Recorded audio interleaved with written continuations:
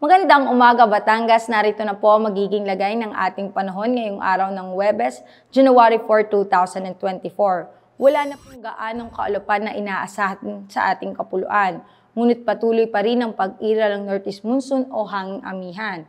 Kaya asahan pa rin ang tsansa ng mamahihinang pag-ulan, partikular na sa Cagayan Valley Region, Apayao, Quezon at Aurora. Samantala, easterlies o hangin nagbumula sa dagat Pasipiko ang siya namang nakakaapekto sa nalalabing bahagi ng ating bansa na siya namang magdadala ng mainit na panahon at mga kalat-kalat na pag-ulan, dulot naman po yan ng mga localized thunderstorm. At wala pa rin po tayong minomonitor na low pressure area hanggang weekend.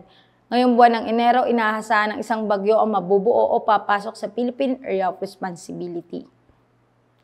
Para naman po sa probinsya ng Batangas ay makakaranas tayo ng maaraw at maaliwalas na panahon na may maliit na tsansa na may hinang pag-ulan, dulot naman po yan ng localized thunderstorm sa bandang hapon hanggang gabi.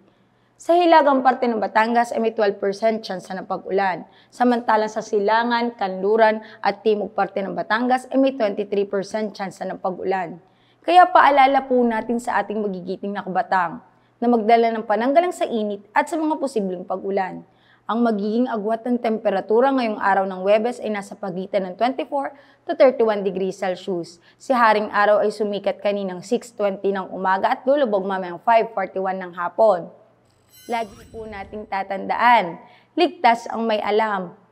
At tulad ng laging paalala sa atin ni Governor Mandanas, laging maging handa, ingat at magiting. Wala po dito sa Batangas Provincial Disaster Risk Reduction and Management Office.